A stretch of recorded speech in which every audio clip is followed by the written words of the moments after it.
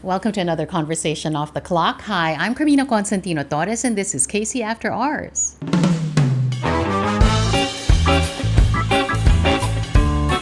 The more na magpakabaliw kami, the more people feel seen.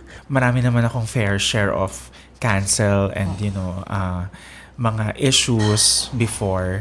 So parang ayoko nang dumating sa ganun ulit. Parang feeling ko 5 years ago, I wouldn't have laughed that way because baka masyadong bading yun. Kasi if we dog show and it's misleading, lagot. It is actually much easier for people to judge than to appreciate something. I don't have fear of being judged.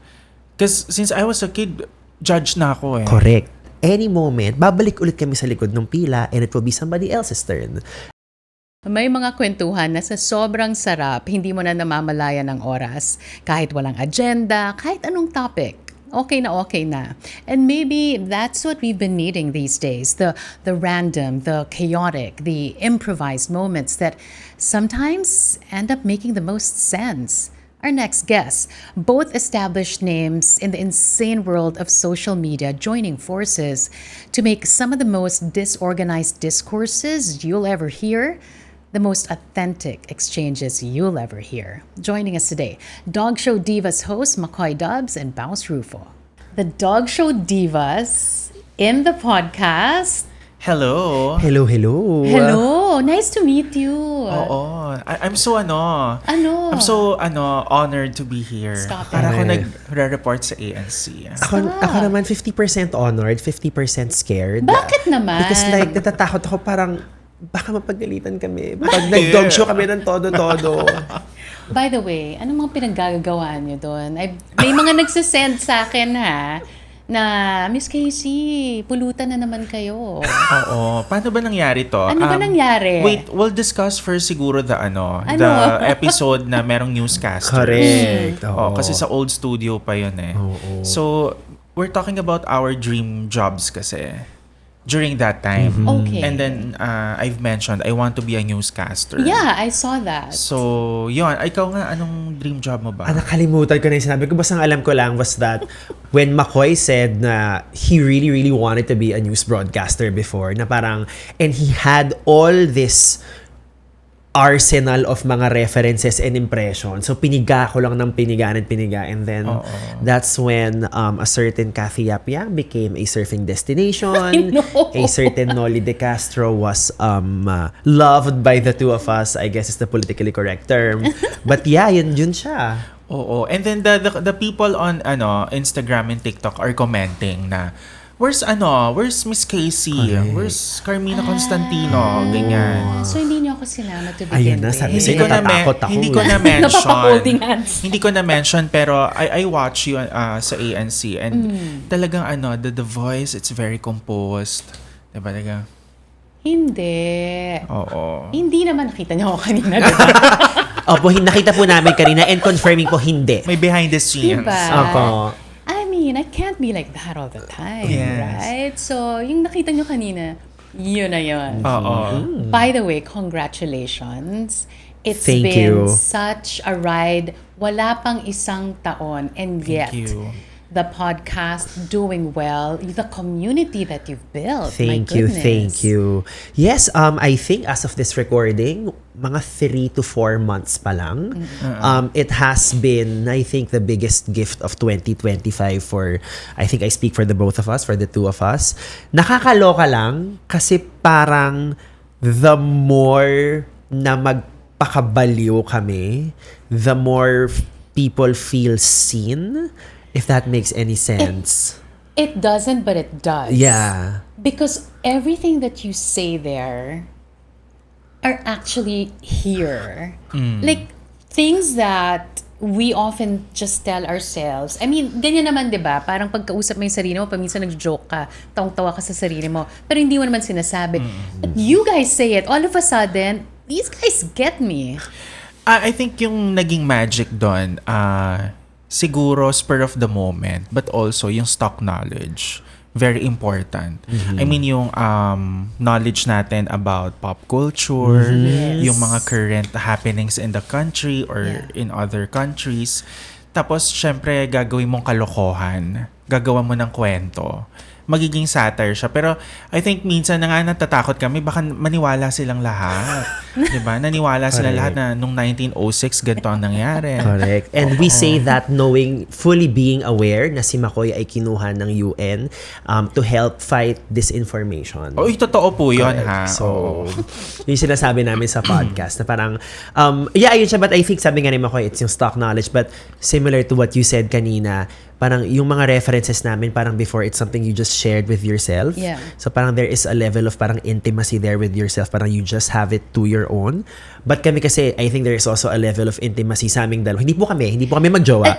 Pero like yung Thanks friendship. for clearing that up. Yeah, because we've been friends for like 5 years. Alam na namin yung stock knowledge ng isa't isa. Which is what I wanted to get to, because you were already, building your own names in social media, and then you decided to join forces, right? Pero ano ba yung nakita nyo sa isa't isa para sabihin, I can trust this person with my thoughts, and we can make it work together? Well, it happened in 2022, January. Yes. Kasi yung anniversary niya. Yeah, first namin mag-meet, 2022 January, before ako mag-vacation sa US for a month and a half. Pero 5 years na kayo magkaibigan. 5 years Yes. because during the pandemic, we chat each other na. Parang I used to see his content on TikTok about advertising, kasi advertising industry siya galing. Same as me. So sabi ko, nakakatawa naman yung mga videos mo, nakaka-relate ako as an account, ganyan, creative. And then tapos until we decided to meet each other na. Ako naman, to be honest with you, bihira akong mag-build ng relationships from social media, kasi I always trust my circle. Ano yun? High school, college. That's it. And some of the workmates before. So very cautious ako at first. Siya labas doon. Labas siya doon hindi siya kasama doon. So, yun, nung nag-meet kami, sabi ko, okay. Drive naman, why not? Correct. And then yun, tuloy-tuloy na. And then from that meeting, Yan totoong nangyari from your perspective naman. no, I know. I think kami rin nung nagkita kami the first time, it did feel like parang old friends rekindling. We had parang meron kaming shared trauma from being in advertising. I think that definitely helped. Tapos magkalapit yung age namin, so yung mga references sa pop culture and queer culture, we kind of share that knowledge. And then from that meeting, I immediately urged him to take an improv class. And then to be fair, kahit kakakilala niya lang sa akin, pinakinggan niya agad ako. And then, so that also helped just parang have more common ground with one another. And now we've been in the same improv group then for the last 2 years. So it's really, yung nakikita yung sa Dog Show Divas is really a product of parang 5 years of having spent a lot of time with one another. So outside being content creators. So that's the reason behind the madness. That's the magic behind the madness. Because yung nakikita namin na magsisimula kayo, nakakanta kayo ng Tony Braxton. Tapos pupunta kay Agnes the Explorer. Tapos kay Dora the Explorer. Dora the Explorer. I mean, that's there's a science to it pala. Hindi lang basta ganon. Definitely, yes. Oo.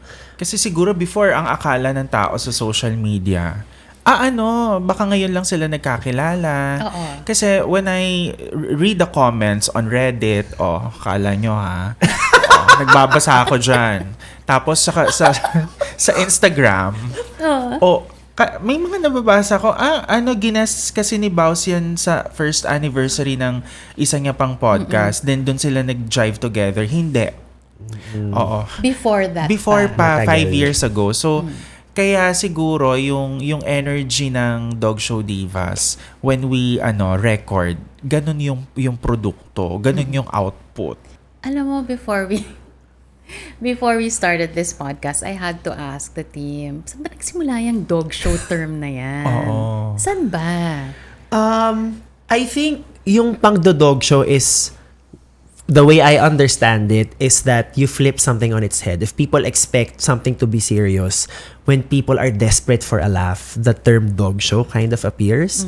Ako personally, I think, as a stand-up comedian, when you do parang structured stand-up and when you do crowd work, yung nagtatanong ka lang sa audience, usually ang term doon is dog showin mo lang sila. Like, gaguhin mo lang sila but with care pa din, syempre. Gaguhin with care. Yes. That's the old term of dog show. Diba? Kumbaga, maging ogag ka lang, 'di ba? Pero with care, may konting katatawanan pa din.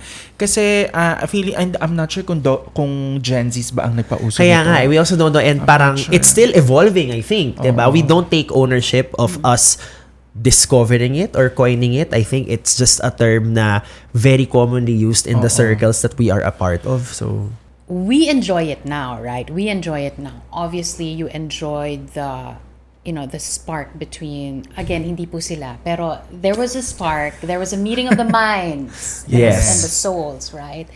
But that's different from recognizing each other's potentials to, let's make a show out of it. Iba yun, ha? So how did you jump from, uy, type pala natin yung isa't isa in terms of creativity and energy and all that. Iba yun sa, let's make a show out. I think this is where me, the Aries, comes in. As someone who builds things.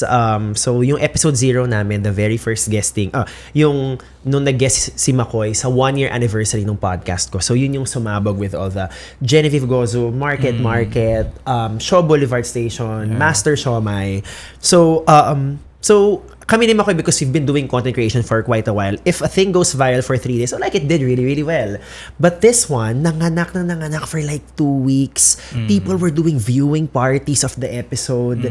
And to the point that yung brands mismo were reaching out to us. I mean, because we've been in the game na rin for quite some time, we Yeah. do know na if lightning strikes as strong as that, parang you might really want to maybe design your life around that. And I think that's what I did. I moved fast because sis, medyo malalato.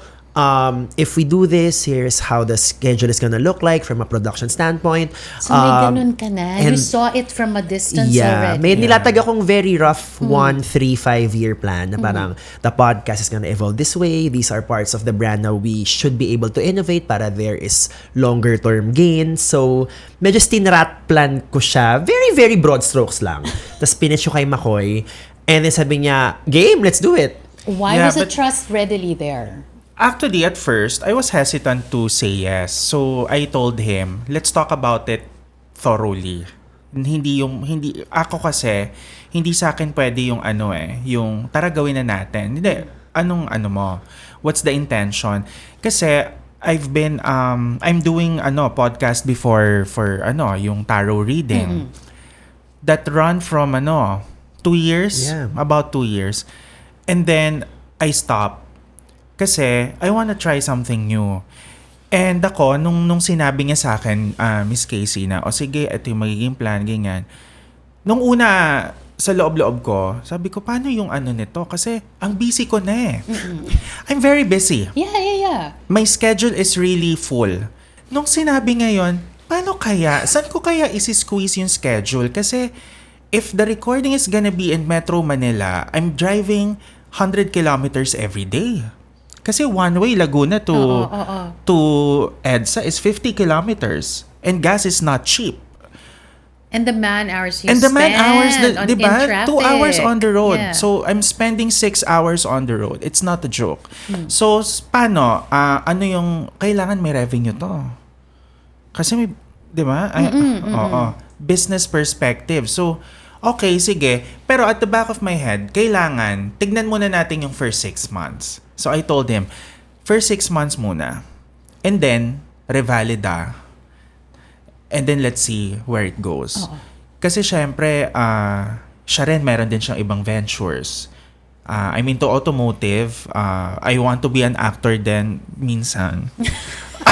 Gusto ko yung munti ka na magpakita ng balikat. Oo, kunwari. Sensational So, slide. gano'n, ginanon ko siya. So, sabi ko, kailangan, to, ha? And then, doon na namin nakausap si J Plus Productions, Yeah. producer. And then yun na. And then eto na, 4 months, 5 months, eto na, we're doing nice naman. Tapos nag-automotive review ka pa din. Until now, yeah, I won't let go of it. Correct. Don't worry. I think that was also part of my pitch because alam ko na McCoy loves automotive. He still has this dream to act. He loves to perform, but he also likes comedy. So parang the way I pitched Dog Show Divas was, if we do this, here's how Dog Show Divas can help support your other ventures, my other ventures. Because the last thing I want is like we create something that cannibalizes the other things that we've created in the last 5 to 7 years. You know, there's a lesson there somehow because in this age, in this era where everybody just can be anybody, bigyan mo ng mic, bigyan mo ng camera and all that, and they feel like everything's gonna go their way from that point on. There's some research and science and a lot of work that goes behind it. Akala kasi nung iba, go plug and play. Hindi ganon. Yeah, yeah. Hindi ganon. Yeah, definitely. Like, kunyari, the fact that McCoy and I are able to do, let's just call it long-form improv for an hour. I know. That's, yung stamina na yon is something that we built way before we did Dog Show Divas pa. Like, I've been a stand-up comedian for 3 to 4 years. Si McCoy has been a content creator for 7 years. So, kumbaga, yung stamina namin, binibuild na namin, us being precise in, like, every time we talk. So parang bawat linya, may setup ba? May punchline ba? Does it advance the plot? Does it moderate it? Just to become sharper, more precise is something that we may have been intentionally, unintentionally training for. So parang all that kind of prepared us for this particular stage in our careers. Is there any topic that you wouldn't touch? I think for me, Miss Casey, I won't talk about religion. For me lang. Ang hirap kasi. Parang mamaya, kasi nakaka-cancel naman ako many times. In 8 years of doing content online, marami naman akong fair share of cancel and, you know, mga issues before. So parang ayoko nang dumating sa ganun ulit. But how were you able to bounce back though? Compartmentalization talaga is really important to me. Especially during the pandemic. Marami talagang mga issues na kinakalat about me, 'di ba? So I admit, ang hirap kasi it's my job right now. I left corporate. So somehow, when I told myself na, sige, mag full-time content creator na tayo. Pero kailangan, it pays the bills. Correct. Diba? Oo. Hindi pwedeng bumalik ako ng corporate tapos baka sabihin ng tao, ay, wala na siyang kinikita sa social media. So, yun, bounce back in a sense na, okay, it's nice to be quiet for 2 weeks. And then, gawa ka ulit ng content online. What about you, Baus? I think definitely religion is also McCoy and I share that. But I'm more on the side of, if we talk about religion, I think that's the time when we get serious and tell them, hey, this is a serious matter. Kumbaga, I guess as comedians din, parang our role is also to be able to surface taboo topics in a more parang informed conversation. So parang in a way you can say wala kaming limits basta it is done with respect, grace, and really a proper awareness of who might get offended if you do decide to take that conversation. And that in a way is a discipline that learning improv gives. Kasi hindi naman basta bato ka lang ng bato, hindi ba? There's discipline involved there as well. As long as the material is factual and based on the true information. Kasi if we dog show and it's misleading, lagot. Correct. Lagot kaming dalawa. Yeah. At the same time, the audience na vulnerable, lagot also. Yeah. Correct. So we don't want that to happen. Yes. Okay, let's talk about your creative process. Okay. I mean, how do you even...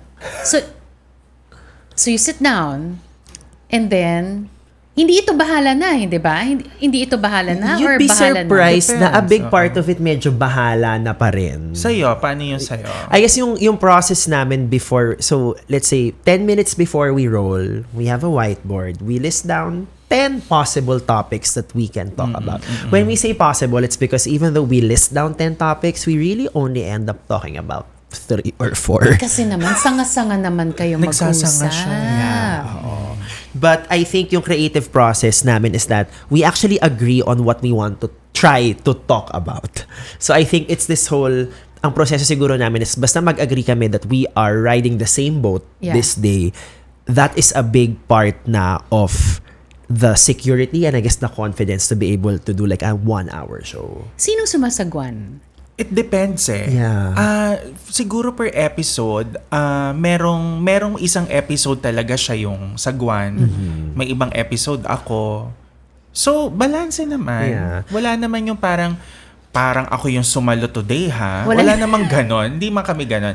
But before we shoot the podcast, so sabay kami nagme-makeup. We ask, how's your day? Correct. How's your mood? Okay ka ba today? So, important yun eh. So may genuine care Ganon. for each other. Ganon siya. Oo. Kasi How are you feeling? pag nagme-makeup, sinasabi ko, sis, ilalabas ko na lahat ng inis at galit ko sa mundo ngayon para pag-roll natin later, happy-happy na lang. And that becomes a safe space for whatever emotions we are feeling that day. The trust between you guys is just so immense. It should be parang hilahan dapat balance. Hindi hilahan pababa. Wag ganon. Kasi syempre, we also serve the audience and we have also the topics na nakalaan kung ano yung pag-uusapan namin. So, sometimes I feel bad naman kung hindi mata-touch point na yung mga topics na prinopost namin during the briefing, 'di ba? But yeah, take note, we don't have a writer, ha? Correct. It's improvised. Yun na talaga. Yun na no? talaga. Of course, we see you now. You give us a good time, right? Napapag-isip din kami dun sa mga sinasabi nyo. But, not a lot of people really take notice or know the long road that each of you had to take to get to where you are now. And I'm not even talking about your journey sa corporate and the journey that you had as well, even as a professor and all that. I want to talk about, your personal journey. And kasi ang nakikita namin ngayon, you're so comfortable. You're so empowered. You're so comfortable kung sino kayo sa harap namin. But it didn't start out that way. Can you talk to us about how you got to where you are now? Me, I came from a simple family. So, my first job was an editorial assistant. So, that's my life before in publishing. And then, I became a real estate agent. So, Ang dami. sales. Ang dami mo na. Ang dami. Sales. Tapos, I think the real estate profession taught a lot in terms of dealing with people, closing the sale. And then I worked in Qatar for about a year. And then when I returned to the Philippines ng 2017, I worked in an ad agency. And then I wanted to, make content na kasi kung ano man yung natututunan ko from the ad agency i-apply ko na lang sa social media. And then 2018 talaga yung parang Makoy dubs na ganon. Mga dubbed videos. And then the pandemic happened with the Auntie Julie character, ganyan. And then I think kasi kung nasan ako ngayon is because of hard work. But also yung credit sa people din na tumulong sa akin. Kaya ako nandito ngayon. But it takes a huge amount of self-awareness to be able to have that kind of confidence in yourself. Like, nung pinanganak ka ba, ganyan ka nakakomportable sa kung sino ka, kung ano-anong pagkatao mo? No. I was a shy kid. Elementary. Pero high school, sabi ko, hindi, kailangan active ako. Studios. Hanggang mag-college. Kaya ako active nung college din sa mga organizations, ganyan. Pero really, what you're seeing right now, this is the real McCoy. But on social media, syempre, what they're seeing, the skits, syempre, iba naman yun, diba? Baus, how about you? I mean, the Aris in you is just screaming as soon as you enter the room. Yes, yeah. But has it always been this way? No, and I think a big, when you mentioned kanina, like being confident, comfortable, empowered, a big part of, I think right now is just really embracing the kind of queerness that I have. And I think, growing up in a predominantly patriarchal society, which we like to say in the podcast, kaming mga bading, parang we were invalidated. Like parts of us had to be repressed, and I feel like itong podcast becomes an avenue to just say yung mga bagay na natawa kami nung high school, natawa kami nung college that we weren't able to share with other people. We're putting it in this construct and we are able to share it with more people. Even as simple as like owning the laugh that I want. Kasi like meron ako ngayong laugh na sobrang tinas. Sabi lang, tapos malikot. Parang feeling ko 5 years ago, I wouldn't have laughed that way because baka masyadong bading yun. But now, even as simple as like a laugh, I am owning every bit of it. So kung when I talk in English, baka parang TED Talk, pero bigla akong matatawa na, oh my God, nakakaloka! I mean, like all parts of me, I'm just trying to hold space for, to use a Wicked reference, a big part of that is just really revisiting yung parts ko that felt neglected and just telling them, hey, you have a spot here, let's have a laugh. So is it safe to say that as you're helping us deal with those inner thoughts that we had growing up, that it's you helping yourself as well? Definitely. And I think, and that's really the only thing we have control over. Our process, what it means to us. Because the moment we publish an episode, it's no longer ours. It is whatever people want it to be. They all have different relationships with every episode. So that's really the only thing we can focus on. Is there fear of being judged? Me, no. I don't have fear of being judged. Because since I was a kid, judged na ako eh. Correct. Yeah. Maliit pa lang, di ba, na-judge ka na. Baka yan si Mark.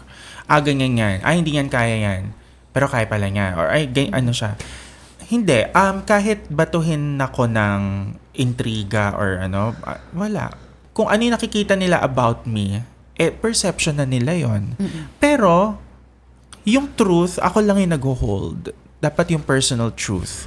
Yun yung nasa akin, yun yung protektado ko, yun din yung alam ng mga tao na malalapit sa akin, my parents, 'di ba? My family and my partner, yun ang very important. So hindi ako natatakot na ma-judge. What about you, Babs? I share the same sentiment with McCoy, only rin because it is actually much easier for people to judge than to appreciate something. So, diba? Yeah. So when they judge something, parang, well, you kind of took the easy road. So I am trying to get used to it even more because admittedly this new spotlight and recognition that we have is fairly new to me versus of course McCoy, who has significantly parang more followers than me. So I'm trying to also just learn on the fly, but I think more and more na realize ko na kunyari, may isang episode, people will say, I don't like this episode. And then, in the same episode, there will be people who will say, oh my God, this is the best episode. So, parang I also have to parang take note of those data and also know na it is actually much easier to judge than to appreciate something. Yeah. And that says more about the person judging than about you. Yeah. Yes. All right. So, your authenticity, though, you think you would have gotten there without your mom's? Oh, yes. Yeah. Do you think, because I want to give props to the mothers out there as well. Kung hindi kayo sinuportahan ng mga ina ninyo, do you think I'd be talking to you guys now with the same confidence? Definitely not. I guess yung nanay ko yung nagturo talaga sa akin na pagiging street smart. So my mom was parang scholar siya from elementary hanggang college. Nagmarcha siya nung college graduation niya, buntis siya sa akin. She grew up in Tondo. Now she works for the World Bank in DC.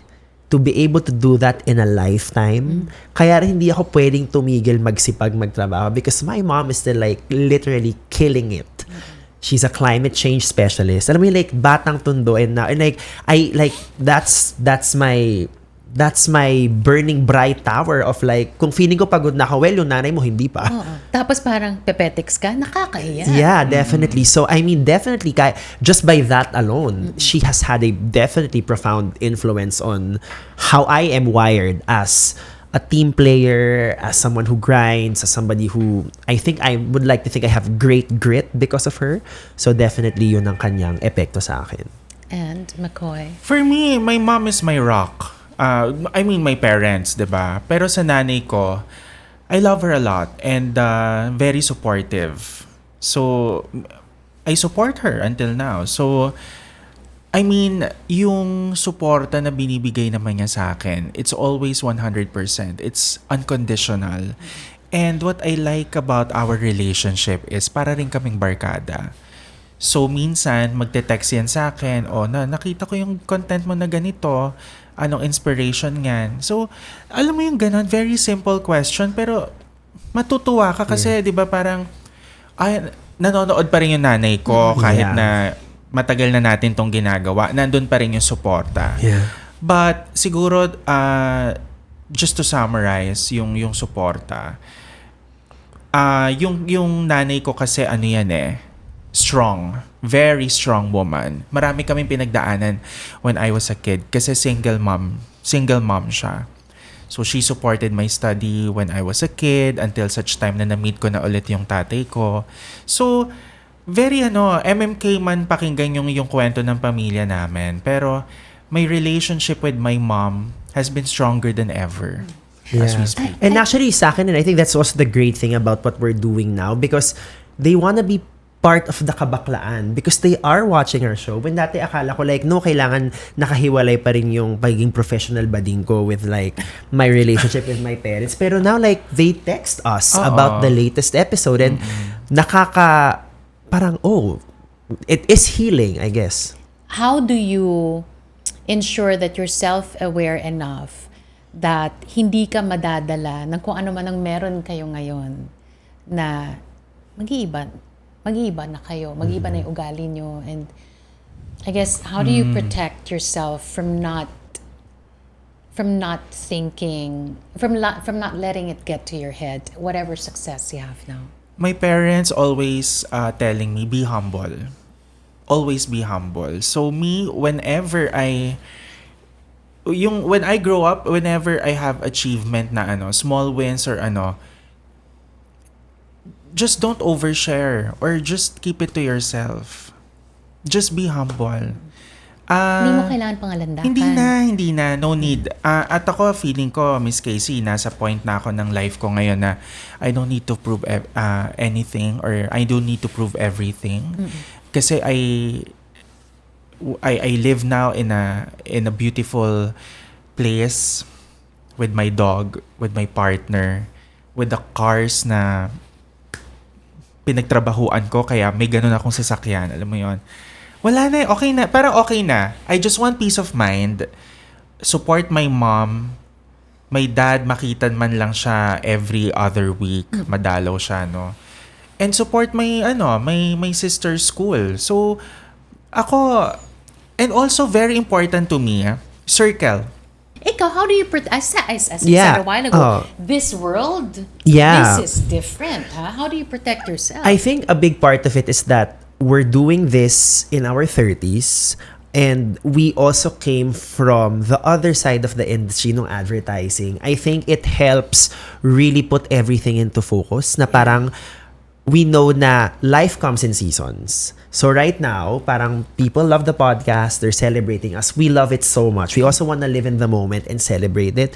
So parang in some senses, we are in front of the line right now because we're getting all these deals and collaborations. But we also know that any moment, babalik ulit kami sa likod ng pila and it will be somebody else's turn. But even though that happens, we're still gonna do this because we just simply love to do it.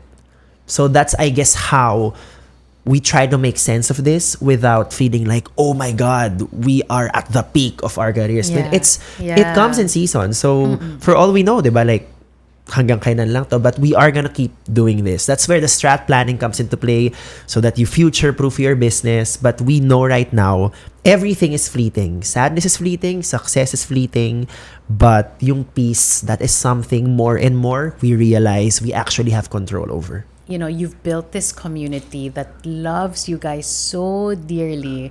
And it's anong term mo? Melting pot. Yes. Melting pot. Yung community, yung melting pot. I want you to take this moment to thank all the members of that community, young and old, whatever spectrum. pinapatawa nyo kami. Pinapagaan nyo yung buhay namin. Maraming salamat. So, Thank you. what's your message to them? Bakit?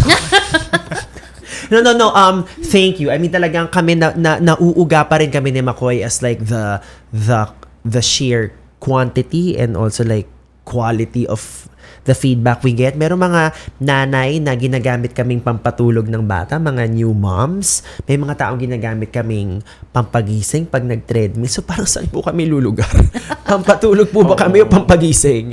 But I say that with love, na parang, like what I said kanina, it is whatever people want it to be, but the fact that we are part of their lives and they look to us as a source of joy kahit for 50-60 minutes lang, we take that very seriously. We love being able to do what we do. Thank you at abangan niyo po ang Dog Show Divas Rejuve Whitening Set. What the? Yeah, for me, thank you for everything na you're making effort. Like for example, they play the podcast whenever they drive, whenever they commute. We really appreciate Habang it. nagme-makeup. Habang nagme-makeup, 'di ba? Or let's say nagpe-prepare ng baon ng anak nila for school.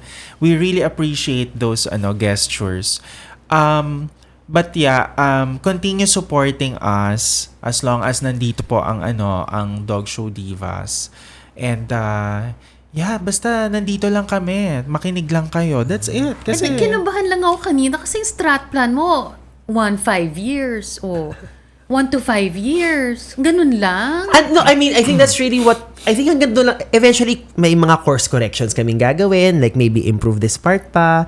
Pero marami kaming ambitions si Makoy. And na-excite kami. We just did our first live show last week. So yun pa lang, to be able to do that 3 months into our operations, I think was a big milestone already. yeah, of course. And syempre may mga personal goals din kaming gustong ma-achieve, 'di ba? Correct. Ako gusto ko ng talyer o maybe magtayo ako ng talyer na may bar at doon tayo mag-live show. Correct. Or type ko yun. Type ko yun. Diba? Yeah. Why not? Diba? After mo magpa-change oil, Miss Casey, Correct. sige na, po kayo, may show mamayang 8 Live vulcanizing. Oo. Type ko yun. Yeah. Well, I think to sum it all up, people might see you as just, these two people making us laugh at the end of the day or at the beginning of the day. But you know what? I see you guys as such an inspiration because separately, you've put in the work. And what you're showing us now is the result of that work that you've put into your individual lives. And I am just excited because I know there's so much more coming. And I'm so excited. Thank you. But most of all, thank you for inviting us Ano here. ba? Hindi ka nga naniwala, hindi ba? Hindi kasi talaga sabi ko, Miss Carmina Constantine of ANC, that market, the business, the Hindi politics. ako yun. Politics ako. Everything. You're everything. You are your own melting pot. Yes. How can I be my own? Diba? Ano talagang postura sa according to But also just thank you for holding those. I want to swear. I want to use a curse word, but kayo na lang po mag-fill in the You wanna blank. use my favorite? Your favorite curse word kanina. I want to will thank not. you for holding this. Insert your favorite curse word. Yeah. Accountable and taking no BS. Well, Because, I mean, we've had too much of that already. yeah. Yeah, Well, thank you. Thank you for having us. Ako personally, hindi ako makapaniwala na ganyan. Kasi dati kami, pangarap lang namin, okay, sana mag-guest natin si ganito. Pero hindi naman namin i-explain, sana mag-guest tayo sa ganito. Ano ba? Diba? So, thank you. I asked for this to happen and thanks for making it happen, guys. Of course. Thank you. Thanks a lot. And that's it for another episode of Casey After Hours. You know the drill. Like and subscribe. I'll see you on the next one.